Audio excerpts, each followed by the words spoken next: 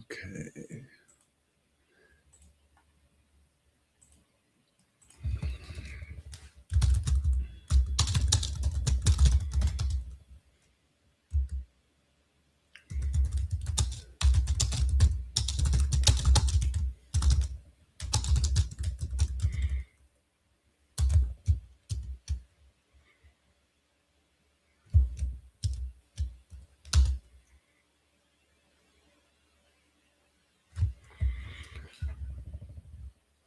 Okay. Hi, everybody. Welcome. I put a link in the chat so that everybody can join the stage, and that way we can hear you. You can ask questions, etc.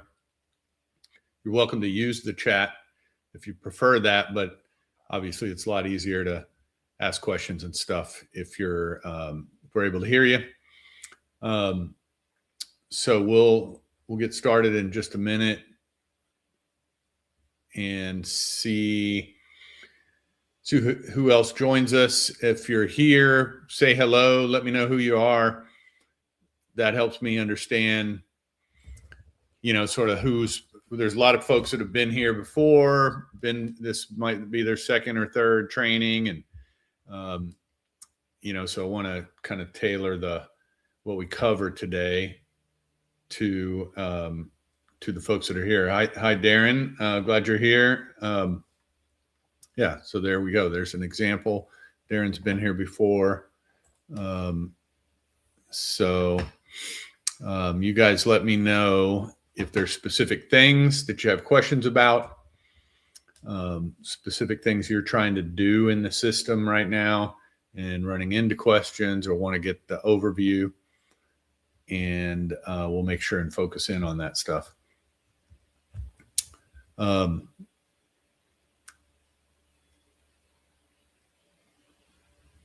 Let's see. So, there's Bud. Hey, Bud. Hey, I can see you and hear you. Yeah, likewise. And let's see. I think, yeah, there's you. There's Darren. Maybe a few other people, but I'm not sure who they are. That's the one thing I don't like about the StreamYard platform is that can't really see much about the people that don't come into the stage. Mm-hmm. So you just kind of don't know who you're talking to. But anyway, let's see. For you and for Darren, I see Neil's here also. Yeah, you guys, I think, have all been in training, a handful of times. So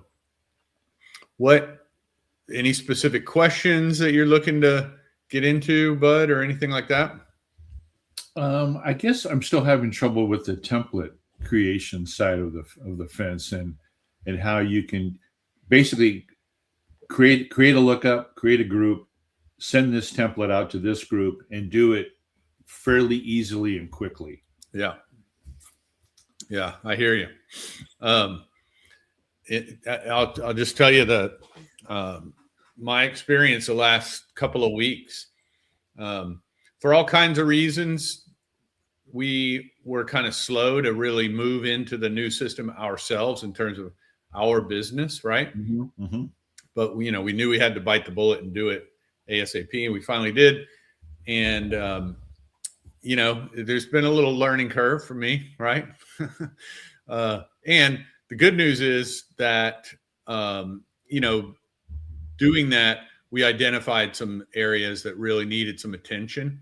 Mm-hmm. And so we got the team totally refocused on those things. So I'm looking forward to some improvements. And I'll show you what I mean when we talk about the campaigns and stuff. So the way it works now, so right now today is, you can come here to templates and you can create your templates. But if you're really just, like it's Friday afternoon and you're trying to get this scheduled so you can move on with your weekend, right? Yeah. The most efficient way to go about things is build your lookup first. Okay. and I'll show you why. Well, let's just go ahead and look at it. Because if I'm trying to send this email right now, right, I'll go in here and say edit. And the only option I have is to choose a segment, right, which is just a saved lookup. Right? Okay. Yeah. I can't right now. I can't build a new one or any of that, right? So once you get here, that's your only option. That's why I say it's probably easier to first go to contacts, go over here to lookups, and build your lookup so you kind of know the list that you're working with, and then you can tweak your campaign or your template and send it. Mm-hmm. So let's just kind of go through all of those steps. I'll just pull up one of these lookups here. Well, let me just create one from scratch so everybody can see that from the get-go. So if you go to lookup here on the right, you have your saved lookups here, and then I can hit plus to create a new one. So now I have to give it a name. I'll call it my email blast. And here you can either tell the AI what you want to look up and let it try to do that for you, or you can just build the conditions yourself, sort of one field at a time. So the AI will do pretty good in a real database. It's a little hit and miss in this demo database because the data is just wonky. Mm-hmm. It doesn't conform to normal business circumstances, But anyway, you can do things like create a list of all contacts with names that include JOHN or whatever, Mm-hmm.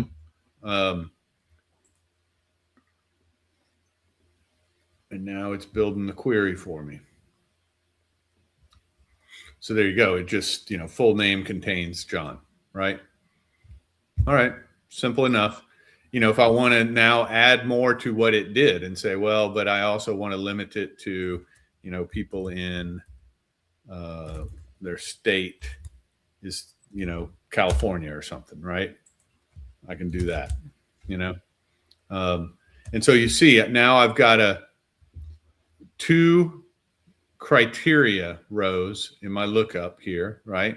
Which I can, play around with individually, or I can take one of them out. I'll take that one that I just added out with the little red X, and then I, add more. And then Craig, as you're doing that, the suggested conditions applied will tell you if the count's going up or down depending on what you're adding as a line item. Isn't that correct? It says suggested conditions applied. So as you add or remove conditions, the number of contacts that match changes. Well, it doesn't right now. And that's a really good point that you're making. And that's one of the issues that I brought up to the guys is that while I'm doing this, I need to know what I'm dealing with. Well, yeah. So, it's a good point. So that's not the way it works now, and I'll show you just to kind of complete the example of just how to get the job done right now. Yeah. Over here, so now we've created the query conditions. Now we got to define what fields we want to see in the results. So I can customize the fields that'll show up in the list that results from this lookup, right? Or not John, I want the first name and so on, right? Last name. So I got to just drag over the fields. You don't have to, you could have just one field there if you want, if you don't really care, but you might want to include their email and so on. Then what I have to do is save the lookup.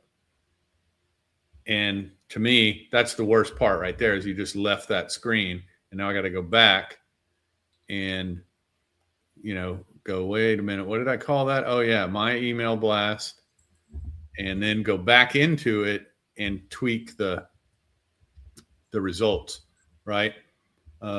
If I need to. But like you said, I still don't know how many I've got. So now that we've created a lookup, one way or the other, I can go here and select that lookup. And you see how up here it shows the little tag? Yeah. So it's telling me that's the list of people I'm dealing with. And I can go here to the grid, and here it will tell you the count. See that?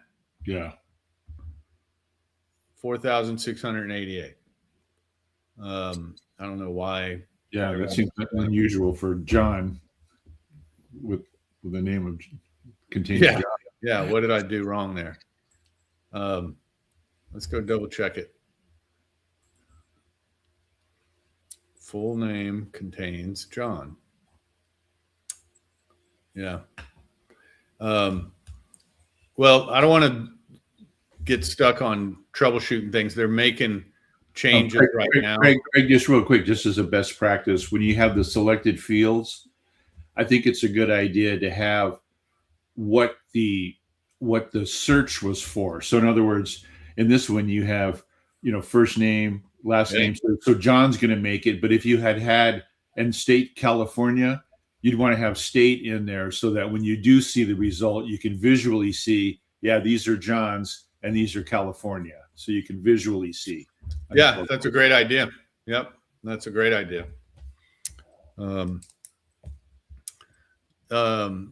Let's see. Okay, so we've saved our lookup, right? And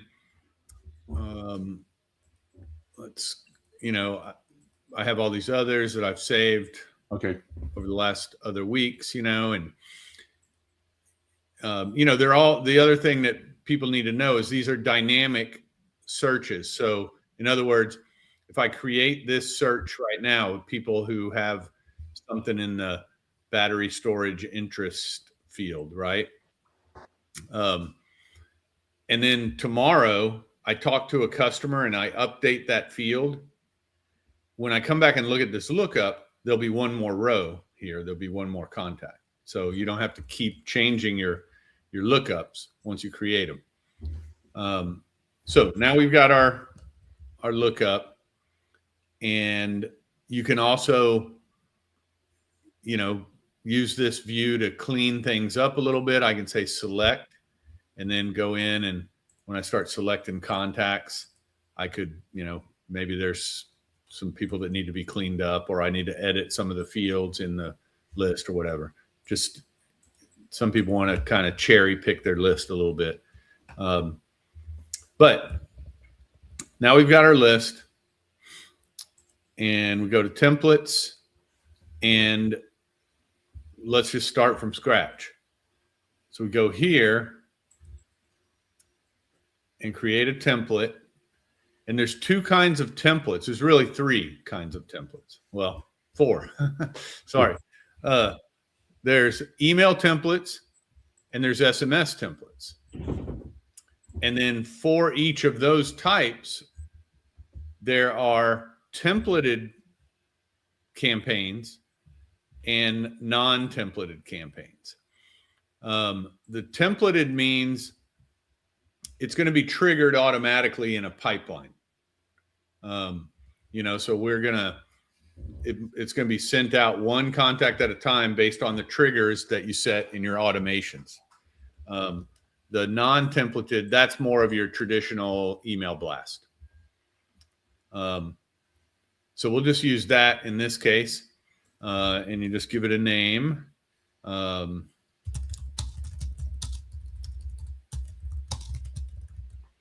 then a subject.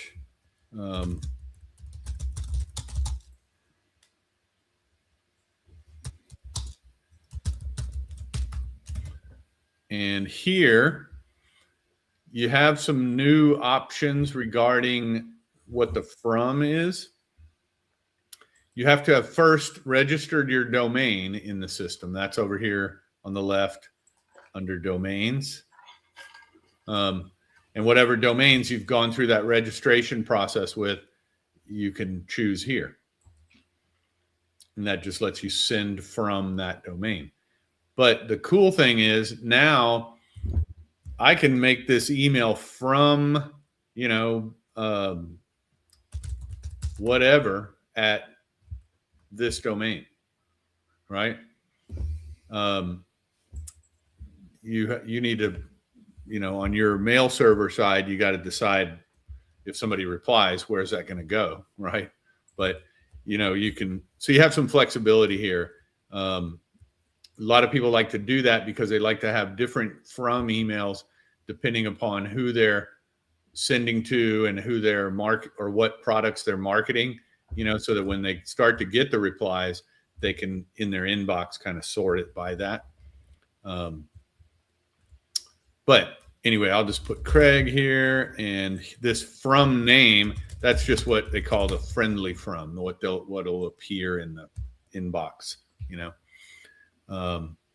So those are all the basics. As you're going through all this, you can save it and, you know, just save all those settings so you don't have to reset it when you come back.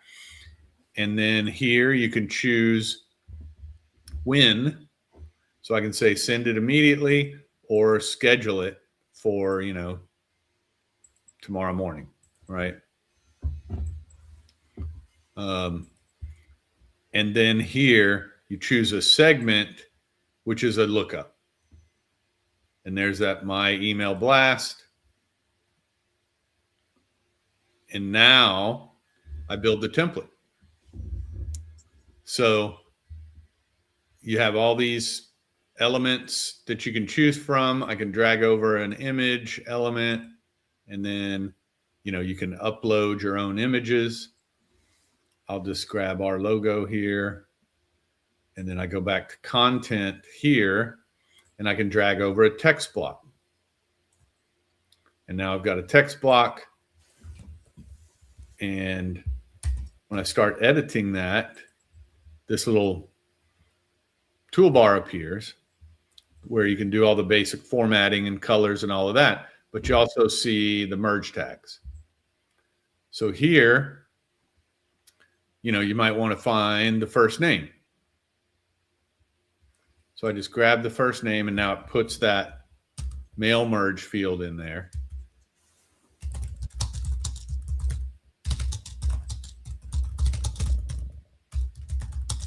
And I can mail merge, you know, my company name or whatever, right?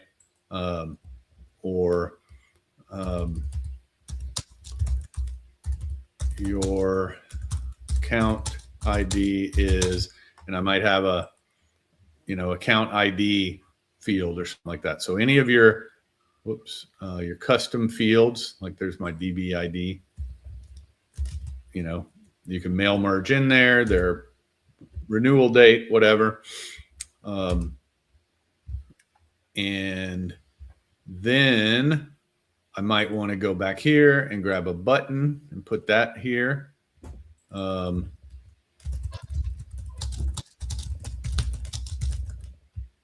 I put a button to register for the webinar, and over on the right, you know, you can play around with the colors and all of that good stuff. And I also can put the link to that button. So that's, you know, where do you want the people to go when they click the link? So let me grab a URL here. Put our website right there. And, you know, you can keep going. I can add more elements.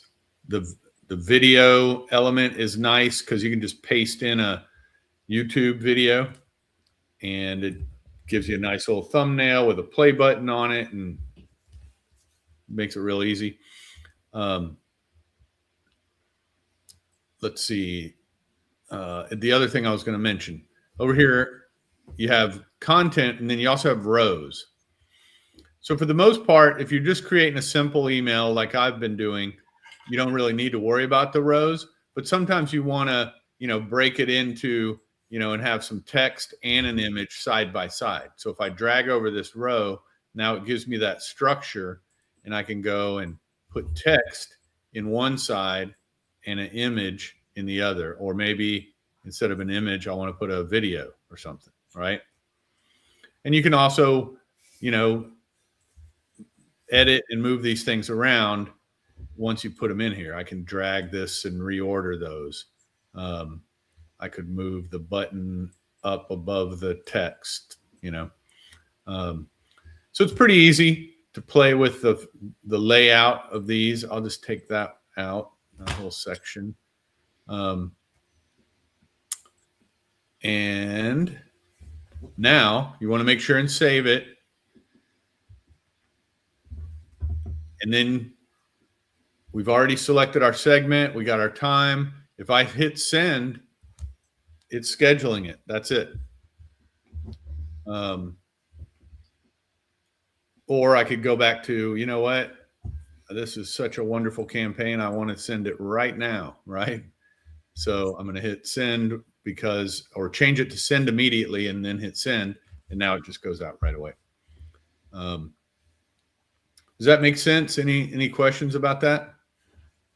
Two things. One thing is, can you scroll down just a little bit, Craig, where you had the first name field? Mm-hmm. If you've made a mistake and the people that you're including in the who do I want to send this to, and their first name field is empty, it won't show first name on the template when the guy gets it. It won't say first name. Will it just be blank? It'll just be blank. But what's on the roadmap is where when you're putting that in, it gives you the opportunity to put some other value. Yeah. So you could have it say "Dear Customer" or something. Yeah. Okay. So if it is blank, you got a way around that one. That's right. Yeah. Okay.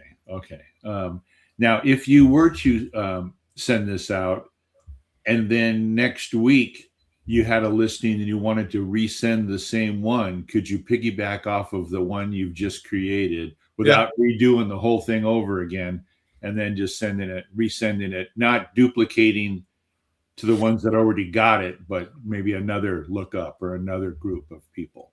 Yeah, for sure. Let's just, flash forward. It's next week, right? Yeah. And we come back here to templates. You could go to contacts and build a new lookup if you need to, right? And then you come back to templates, and there it is. And I can either just take what I had and modify it, or I can make a copy of it and start there, right? If I just modify what I had, it doesn't, change anything about what I had previously sent or scheduled or any of that. It's just, I'm modify the text or whatever, add another little blurb or a signature or whatever I want to do. And now save that and then send it, right? So once you've done it, once you've created that, your weekly newsletter or whatever it is that you like to send out on a regular basis, the first time it gets easier for sure. And then I think also people will settle on some kind of a look and feel to what the piece looks like. So they may have a top frame and a bottom frame, and then what their really only changes are is what's in the middle. Right. And then in that, they're going to put in different text and that kind of thing, but it's going to have the same top, the same bottom. And so as you move forward, it should be easier and easier to make these templates that you want to use, right? Yeah, exactly. Yeah, because then you can kind of cookie cutter them, and let's see. So just to back up, though, you'll see in the view, you can see right here, the ones shown as bulk, those are the ones where we hadn't checked the templated check mark, and here's the ones that are templated. And it's not that it really matters in terms of creating new templates. I could take this one and clone and edit it, and then uncheck that it's templated and create another version of that that's not tied to a pipeline or anything, right? Now, if I am, in this case, this is a text message. And so I have to have previously connected to your, some either your Twilio or your Ring Central account. And here you choose that account here, and that's the phone system that your text will be sent from. And then everything else is pretty much the same. Even in the text message itself, you don't have all the elements because it's just a text message, but you can mail merge,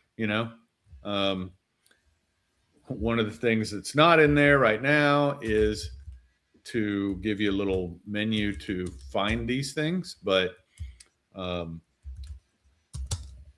you can put them in. Soon there will be a way to select those. And then you same thing, you churn or choose your filter and out it goes when you hit send. It looks like in the meantime, since you can't look it up, if you scroll down a little bit from me, Craig, it looks like you get some help at the very bottom. It kind of gives you a little cheat sheet there as to what the format could look like for those. That's right. Yeah, you just kind of have to know the names of the fields that you want to use. Now, to kind of continue on with this, I've been talking about the difference between templated and non-templated. So again, the templated ones are the ones that get triggered by some kind of automation in your pipeline. So let's look at how that works. So that's under goals. And when you create a pipeline, you can see I have several here. I have one for, my basic sales of solar panel installations. So this works just like a sales pipeline, right? Just helps me track who's in my pipeline and what stage are they in and so on. But within each stage, there's this little gear here where I can set up my automations in that pipeline. So you can have emails sent and triggered when people move to a certain stage in your pipeline. And so when you're doing that, if I edit this one here, you see when the opportunities move to this stage, send an email, and then it lets me choose the template. And the templates I have available here are only the ones that have been checked off as templated in that template area. So just so you don't end up with this long list here that's unwieldy. And let's see. So you can choose any of those. And,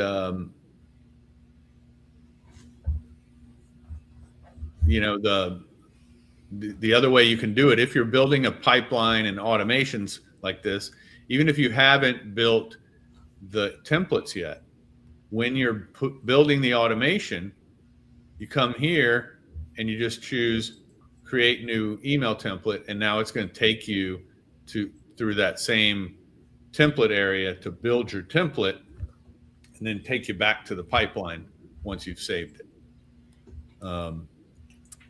So that, the ways that this would get used are, like you have new leads coming in from your website or something. You want to make sure that they all get some kind of auto response email, and, maybe when they click on that email and they've looked at it, you want to then automatically move them to this stage, right? So that's the way this pipeline works. It's just two stages. When they come in, they get an email, and then when they click, they go to the next stage, and when they come over here, they get another email, but also you as the salesperson get a call or get, a task to call them. And then what you're also seeing here is another little wrinkle that's really powerful. When stalled in this stage, after 24 hours, send them a text message. And after 48 hours, send them another email. And then you see right here, what we did is we said, when a specific contact field has changed, automatically move them to a different pipeline. So the way to think about this is a initial pipeline for just kind of initially nurturing any new lead that came in. And then once they've gotten a couple of emails from you and they've clicked on one or two of them and so on, then you're moving them over to your official sales funnel, So the way you might use that is if you're in a larger team where you have, BDRs, business development reps, and then you have actual account managers that really do the final close, the quoting and closing and all that. This would be one way to hand them off so that as they move from the new leads pipeline over to your sales pipeline, the lead is also getting assigned to a different salesperson. And that could even be by product. So a lot of flexibility there. I'll just show you guys some other options that you have. So I can say things like, when a task gets completed, then go and do one of these things, send a text message, or move them to another stage, or post a webhook, send some data over to some other system. And you see here we have send an e-sign document, so you have a lot of options that there's too many iterations to go through them all. You can trigger things based on the stage that the opportunity is in. You can trigger it based on tasks and calls getting done. And you can trigger it based on contact fields. So you may have your customer service rep updating a certain field when they talk to a customer that indicates an interest in one of your upgrade products or something like that. So you say when that contact field changes, then automatically send them this email or move them to a whole separate pipeline where my sales team is going to really get after them, whatever's appropriate. And then you can also say when a webhook is received. So we can both trigger changes or automate things when other systems are pinging us via a webhook. So you have some other, your operational system or whatever updates us via a webhook, and that can trigger, move them to the next stage in the pipeline or something. And then you can also trigger a webhook, right? So I can have a webhook coming in causes SalesNexus to then send a webhook to some other system, right? So you just have a lot of options. It's a little mind-boggling, but you can really automate the whole process all the way through. So switching off the webhook part of things, just thinking about when a task is completed, right? Then move them to the next stage, right? Just that by itself. Imagine if you're in a business where you're providing a service to your customers rather than shipping product, or it could apply to products as well. But you can use this as a project management tool in that way, right? When the project is purchased, then all these tasks get scheduled for this customer. And then as they move through the process and each task gets completed by one of my reps, then they move to the next stage, which causes the next task to be scheduled. And, so sequentially, the system's automating, making sure all the little things that need to be done for your customers get taken care of. You can also do when a task is overdue. So, hey, this is my sales pipeline. These are super valuable leads. When I schedule a task for my sales rep to give them a call, that doesn't mean call them if you get a chance, right? It means call them today. And so if the task is overdue, you might say, give me a task so I'm aware, right? Or you might also say, assign to the best performing user. So in other words, just reassign it, give it to a different sales rep, right? So you really have a lot of options to automate things. Let's see, let me pause there. What questions do you guys have about that? Anything? Craig, there was an intent to allow updating of fields from the application. Now, is that working now, where you can actually update a field as part of a workflow process? I see. Yeah. So let's see. What's the best example of that?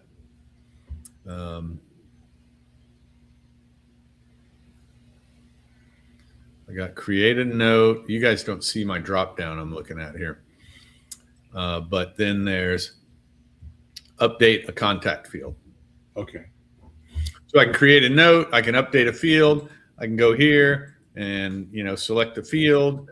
And that's probably a bad example. I'll choose battery wattage and, high or whatever, right?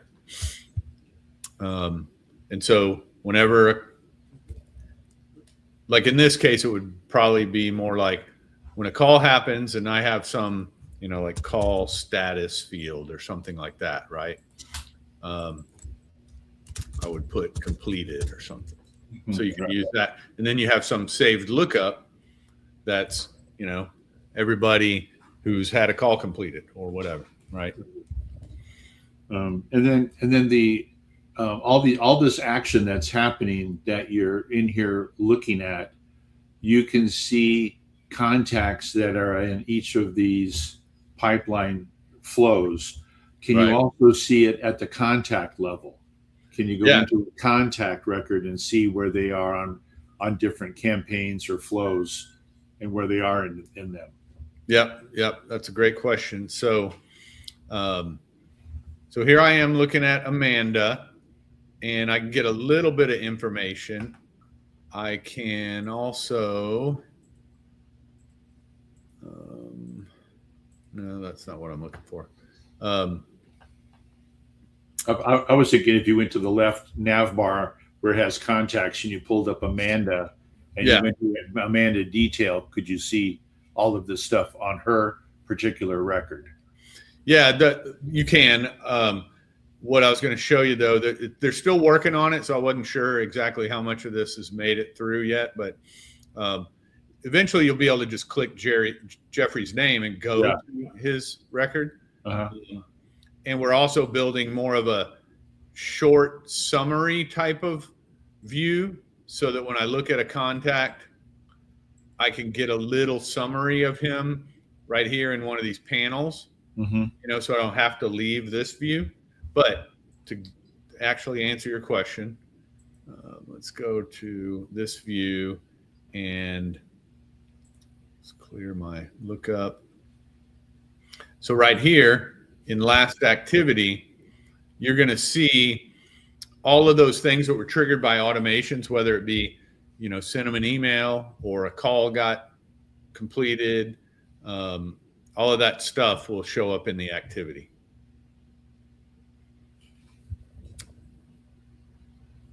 Someday. I don't know why that's taken so long. But I use Amanda a lot in my demo, so maybe that's what it is. But you can see, let's see, here's the notes, which notes are going to be, yeah, here you see that the activity showing up, right? The call happened, the SMS failed, email sent. And then your notes over here, let's put that over here. That's notes that you typed in, But right here, is there a way I can see what campaigns Amanda is connected to and where she might be in a campaign? Well, right here, you see the opportunities. Yeah. These are opportunities that Amanda is part of. Okay. And so every one of those is, in a pipeline of some sort. And so if I click here, it takes me there. Okay.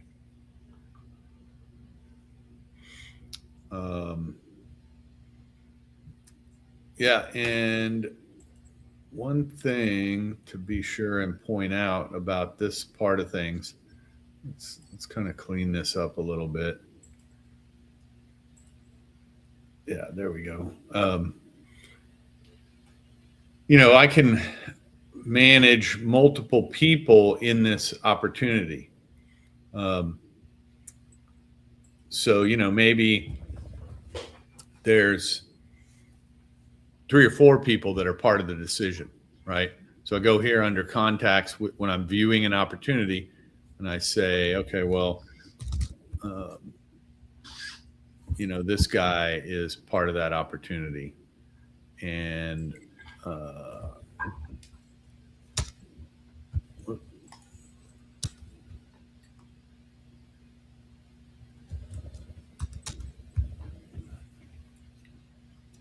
get Mike and add him in there. And then each one of them, I can determine, what's their role in the process. And you see over here, it's building an org chart for me, right? Mm-hmm. So Anna's the decision maker. These guys are influencers. I can change their level of influence. And,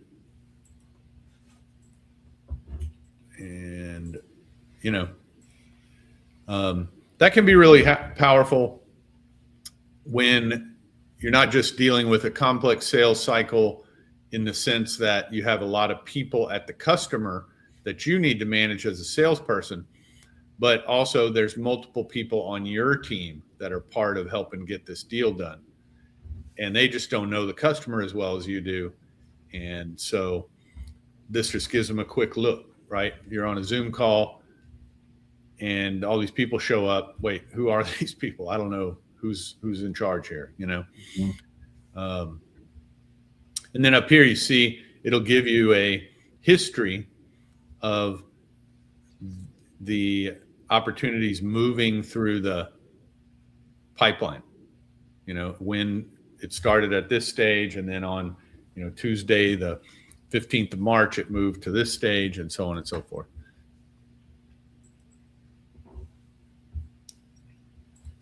Okay, got it. Yeah, that was good.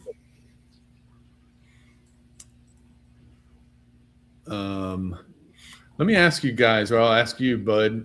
One of the things that I've been working on is, we've had the enrichment in our system for a while, and we're close to rolling that out here in this system, the new version.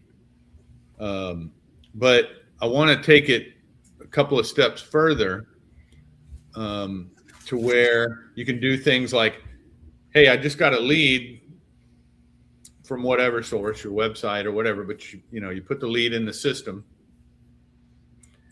and in your business, it's never just one person that's going to be part of the decision. So one of your immediate challenges is to identify the other people at that company that you need to be talking to, right? Um, and that, by itself can be a little bit of a time consuming process. So what I'm trying to build is the ability to just say, hey, this lead works at, like Mike Budd here. Let's say he was the lead initially. He works at multiplastics.com. Well, let's just take multiplastics.com and go out on the internet and see who else works there. And we kind of know, in your business, and our system can know from you who are the people you typically need to talk to. Is it the COO or the CEO or the VP of purchasing or, one of the engineers or whatever, right? What are the titles that you need to look for? And we can just find those people for you, right? And just kind of automatically go right here, say, hey, here's some other people that you probably want to add to this opportunity, right? I feel like that would be pretty useful to me. What do you think, Bud? Well, so if in fact that creates a new contact record in the database and loads their contact information into the database, and then if the company names were the same with Anna, Mike, and Bob, so they're all linked together as connected to that company, then you could just go to the company level and see all the people that you brought in, and then assign tasks and stuff. Right? Yeah, exactly. Yeah, that's right. So this is the way that would look, right? You have the company, and here's the people at the company, and you would just see some new ones show up, right? And then from there you can connect them to an opportunity. Then once their records are in and they're connected, now you can put them into the opportunity. Yeah, exactly. Yeah, so I feel like that would be really helpful. But then the other thing that I wonder about, I think it just depends on the business you're in. But a lot of times, like it happens to me from time to time, right? You're in a conversation, maybe not, you're hanging out with friends or family, right? But somebody happens to mention some company or something, and you think to yourself, wow, I really should be talking to those guys. Or you're driving down the road and you just see a building or a sign or a truck, right? And it's just something clicks, I really got to be talking to those guys. But you don't know anybody there, nothing, right? Just to be able to come in and put in the website and do the same thing. All I know is abc.com is the company I want to talk to, and the system goes and finds the right people for you, and puts them on your task list to reach out, or maybe you have an intro campaign you put them on or something like that. Yeah, it seems to me though historically LinkedIn is tough on getting some of that information and sharing it. So in some cases you might have to maybe use SalesNexus to help target a company. And then once you find people in the company, you may be able to bring them over, but you're not going to get email addresses and phone numbers perhaps, but you may be able to send them a message through LinkedIn. But maybe you could start that on the SalesNexus side, send them an outreach message through LinkedIn, introduce yourself, who you are, blah, blah, blah. And then when they respond back, you're starting to build a relationship up with them, and then can get their contact information you can bring into the system. Yeah, well, to be clear, you can actually we're not using LinkedIn directly to do this enrichment stuff. Uh-huh. We're using third-party services that do have all the emails and phone numbers and all that. So, but your point's a good one. You can basically, we should be able to give you Dean and Amanda's email and phone number right off the bat, and a link to their LinkedIn. Mm-hmm. Let's see. I got a couple of questions coming in over here. Okay,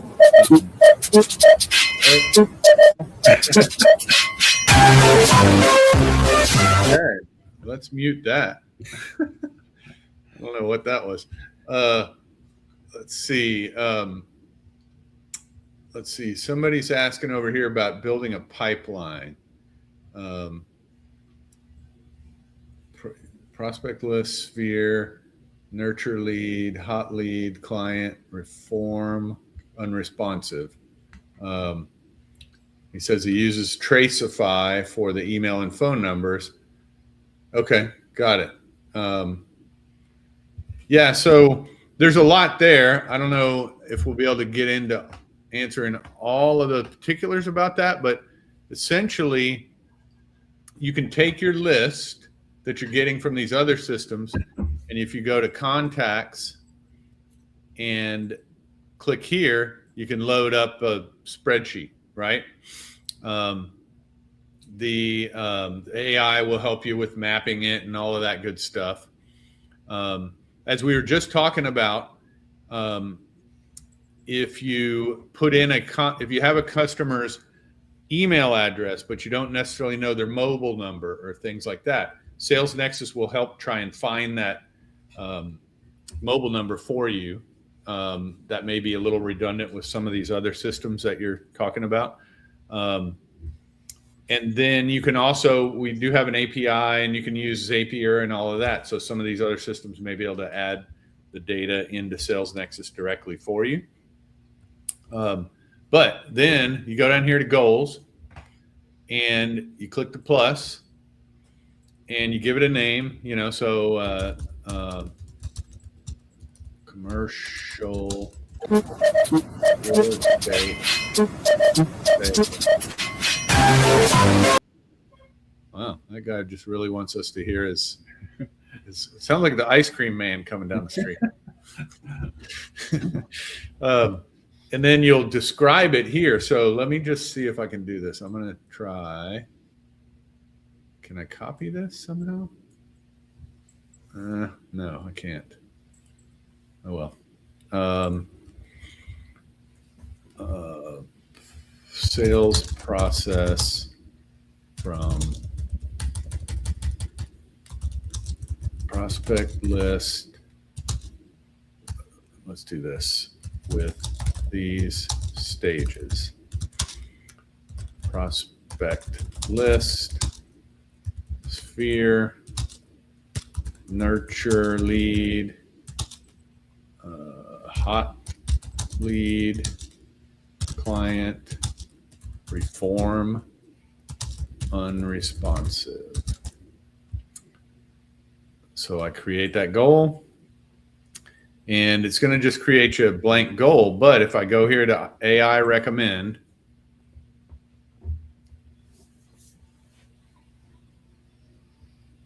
it's thinking. Give it a second. It's going to build a pipeline for you. There you go. So it's giving you a little report on what it did, and you hit apply now.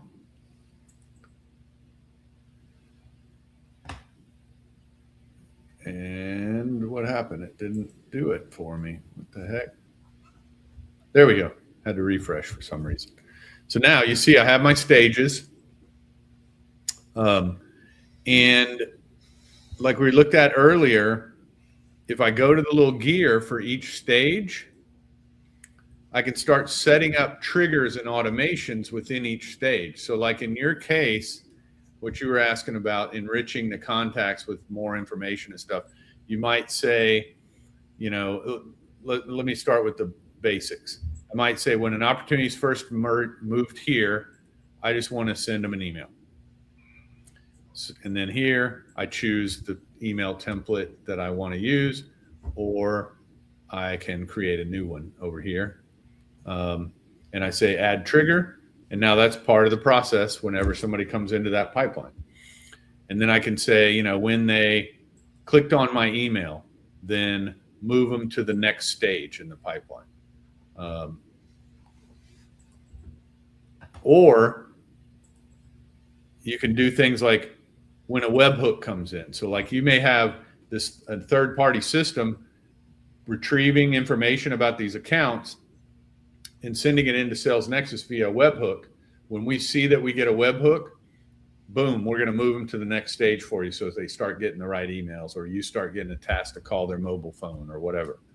So you can trigger things based on a webhook receipt.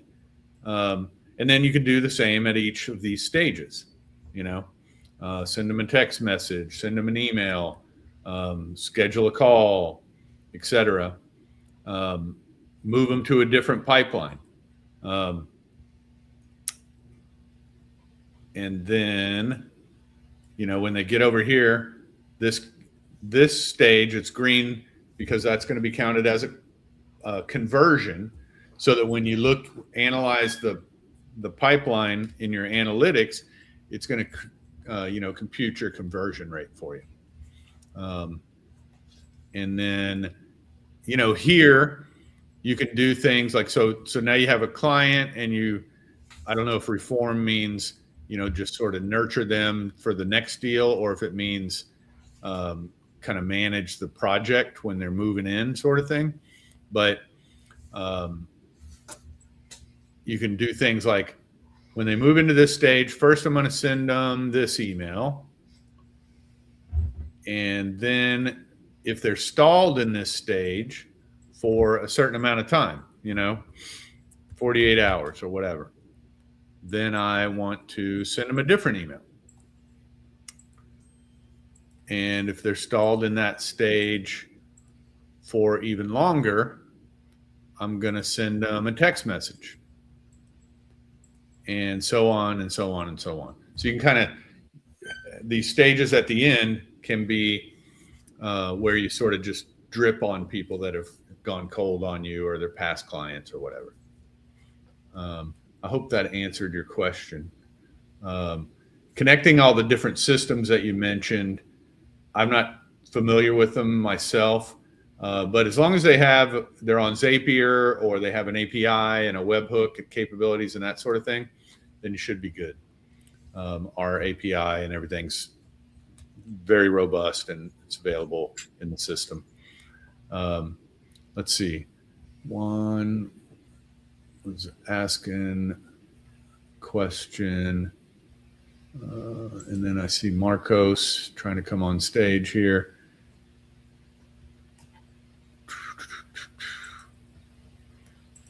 Marcos is kind of coming in and out. Juan, did you have some questions? I'm sorry, I'm adding you to the stage. Oh, okay. Yeah, I did have one question. Can you hear me? Yes, sir. You can't hear me? Yeah, we can hear you. Do you hear me? Okay, cool. Yes, I hear an echo, but just so earlier you mentioned about okay, cool. Yes, I can. Wait, I think there's two of us trying to talk. Go ahead. I'll let Marcos. No, I'm good. I just jumped on the live. I was on the chat. I saw the example. I appreciate that, Craig. And I was setting it up as you were doing it. I was doing it at the same time, so I'm kind of locked in now. Oh, good. Yeah, let's see. Juan, go ahead. I think you were having some echo or something. Can you hear me good and clear now? Okay, cool. So earlier you were mentioning the fact that, can you hear me now? Okay, so earlier you were mentioning the fact that if, for example, we could set it to where we would send out an email when we're done with the person speaking. Is it possible, like, I'm new to this kind of campaign thing, but I anticipate some folks are going to be not receptive to the joining on board. Could we have it to where we send those folks who were like no good or not moving forward, as in a thank you for taking my call type of email, and the others, or thank you, we hope to hear, we hope that we can, touch base or call us whenever you need us, and then the other ones will be, thank you for taking our call. We appreciate speaking with you. We look forward to working with you. A good email and a bad email. Am I making sense? Yeah, I think so. Let me see if I'm following you. I'll just kind of say it back to you. You want to essentially, in your case, if I remember correctly, you're going to have, you're setting appointments with these people. You're going to have that call, and either it goes great and you got a future customer, or they just say no, heck no, don't ever call me again, or something in the middle, right? Where it's kind of like maybe, but not right now, right? And Yes. you need to make sure all three of those cases are handled appropriately, right? Yes. So, Yes. Yes. so like here, right? You would have that initial process would be something like this, right? Where it's just, the new leads come in and they get maybe they just get an email, right? And then they get, they schedule the appointment or whatever. And then they move to this stage, which is where you're going to hold the appointment and talk to them on the phone, right? And, you can set up whatever emails and texts you want to go around that appointment. But then you can say, if they're stalled in this stage, then I want to, send them another email maybe, or move them to another stage, or move them to an entirely different pipeline, right?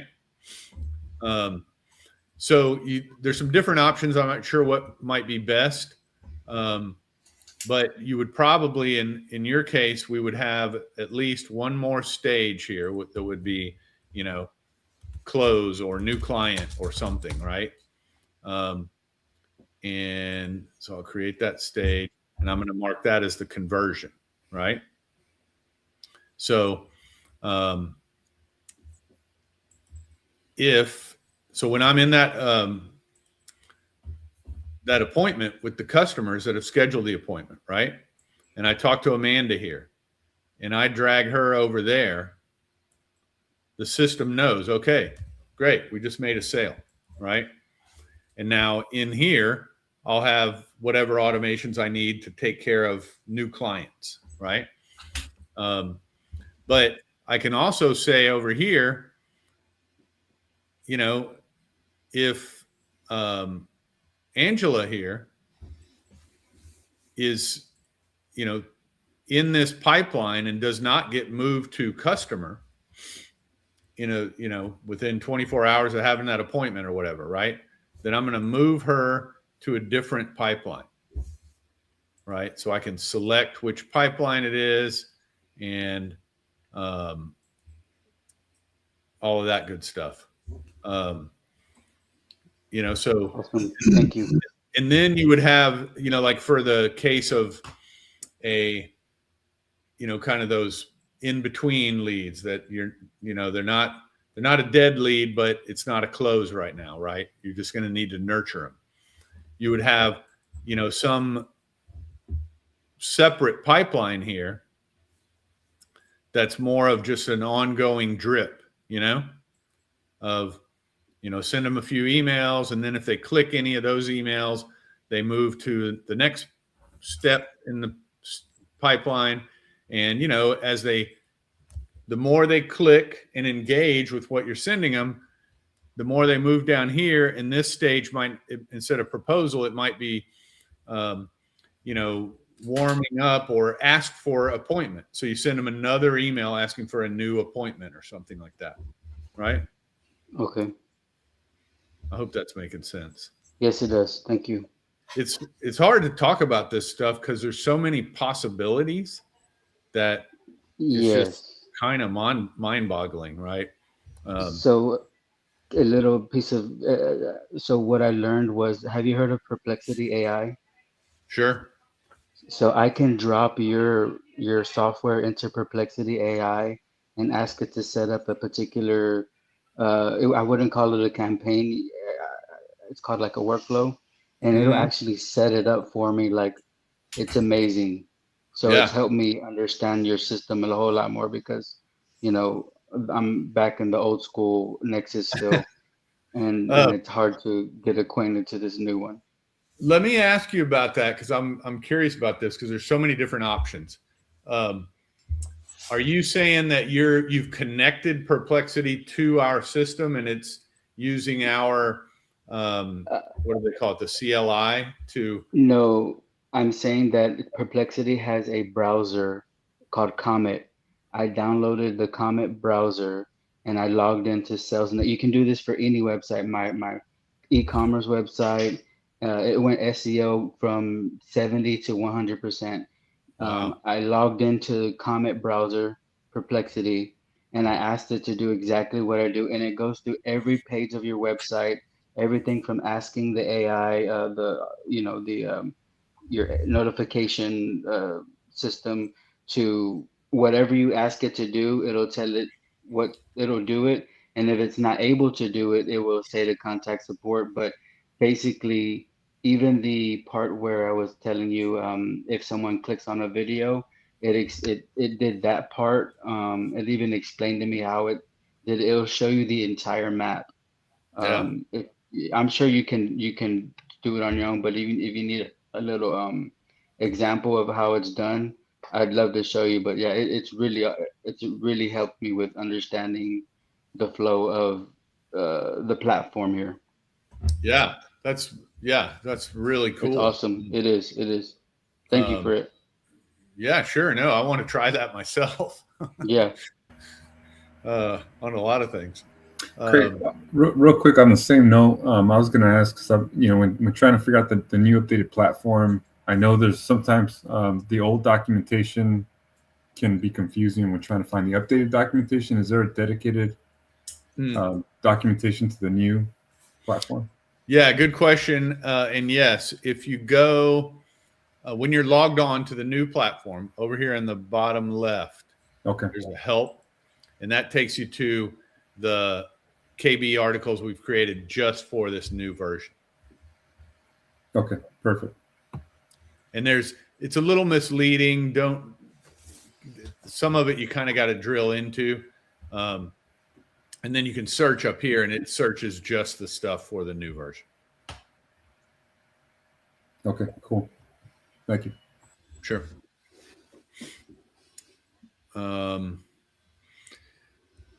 Let's see. I see somebody asking about adding a stage. So let me just do that to make sure I cover that.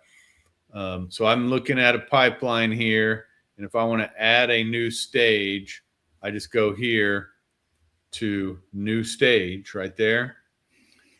Click that and you give it a name. So maybe in this case, I'm going to create one for nurturing my customers after they've closed, right? So call it customer nurture. And you can see, you can order it here, place. So maybe I want it to go right here or something, whatever. So I'll put it right there, create stage, and all of a sudden I keep needing to refresh that whenever I do that, but that's the idea. Now I forget which one we were looking at. But customer prospects, I think it was. Yeah, there we go. And if you want, you can, change them around, edit after the fact, reorder stages right here.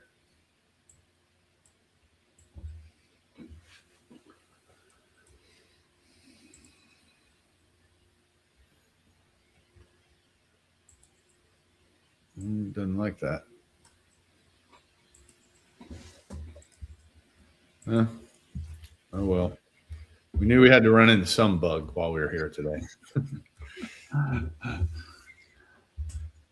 But that's the idea.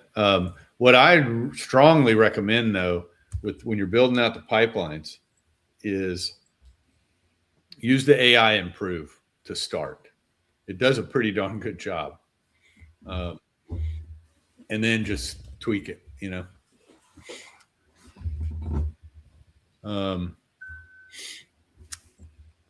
Well, okay. So what else? Do you guys have any other questions? Craig, I just have two quick comments. One is responsiveness of email versus SMS.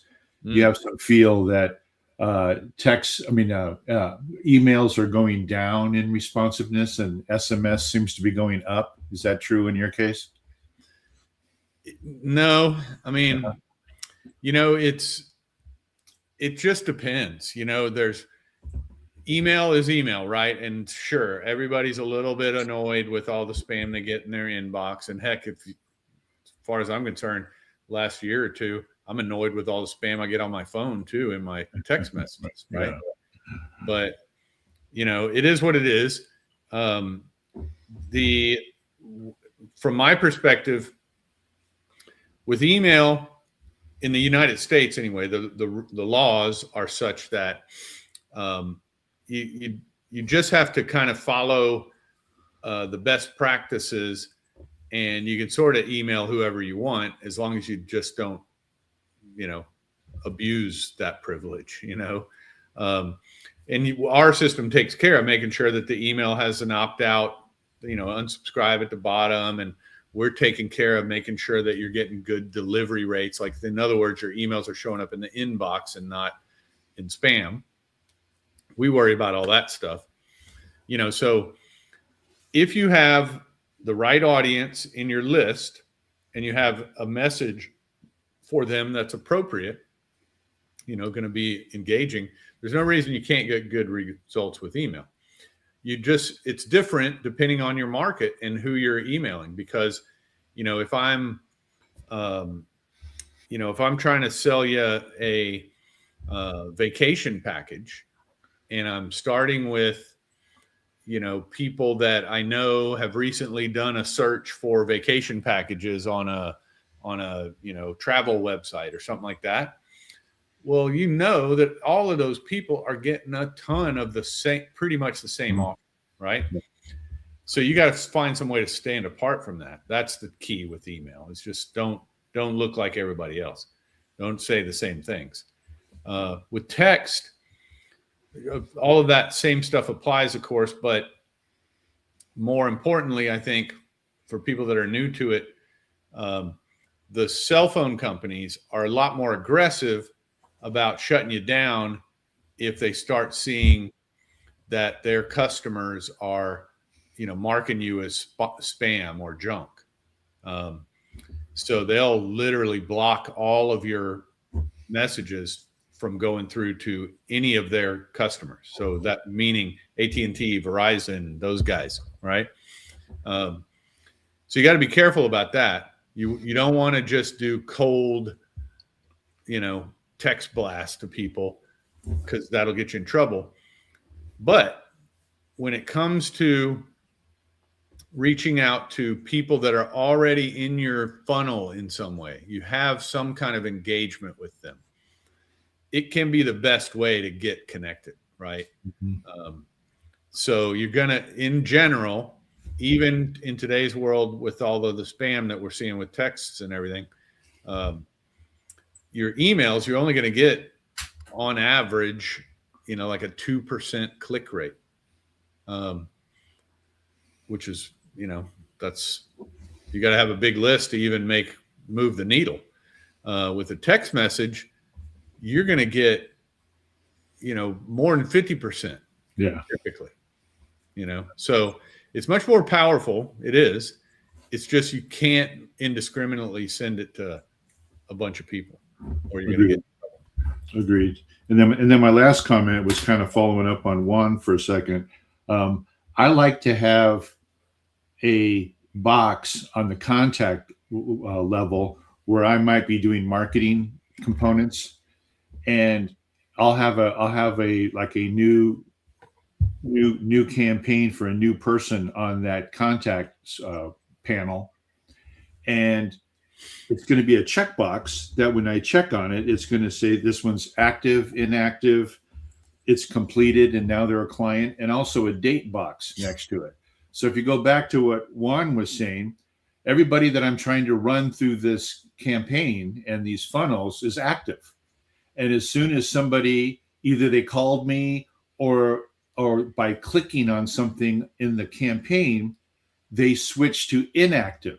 And I can do it manually on their contact record by clicking the box, or the system can do it because they've clicked on something on the system. And now they're not in that campaign anymore. That's why I've always asked you about updating fields at the contact level, because you want the system to do a bunch of the work if you can. And just by clicking on inactive on that contact record, all the other stuff gets taken care of automatically because you did that. Yes. And then if you can have a date box connected to it, then you can come back and say, show me everybody who's inactive for the last 90 days. There's a list. Show me everybody who's been active within the last 6 months. There's a list. Show me everybody who's now a new client from this campaign over the last 90 days. There's a list. And it's just from having a few boxes at the contact level that drives the campaign that gives you all that functionality. Right. Yeah, I agree. To me, that's the way I've always tried to, drive our system myself, even in the old version. But, like you see this roof type. Yeah. Just happens to be one of the contact fields I have that has a drop down, but it could be just like you're saying, instead of roof type sloped or flat or whatever, right? It could be status, active, inactive, and whatever else, right? Mm-hmm. And you just, you hang up the phone and you change their status, and now it can move them around in the pipeline like we were looking at earlier, but it can also just move them to a different pipeline automatically. All right? Automatic, yeah. So then you go over here, and now, that contact has moved to, this marketing pipeline where it's just all my cold leads, and, you can do,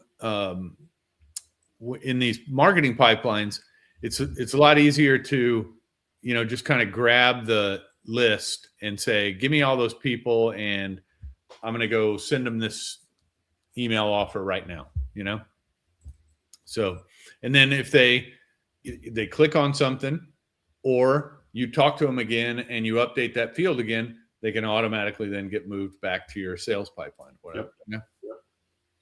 Yep. I think that's the way. Guys, anybody else have any other questions or anything? No? Okay. Well, I appreciate everybody's time. This was kind of cool. We had a couple of people come in on YouTube. That's the first time we've seen that. So that's fun. I'm sorry for any of you guys. There's some people that asked some questions that are sort of asking for some help, it looks like. Feel free to reach out to support@salesnexus.com.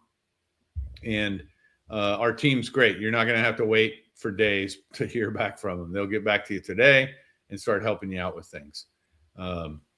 So let us know how we can help. And, for everybody, we'll be doing this again next week, 3:00 Eastern, noon Pacific. So we'll see you next Tuesday. Good job, Greg. Thank you. Thanks, Bud.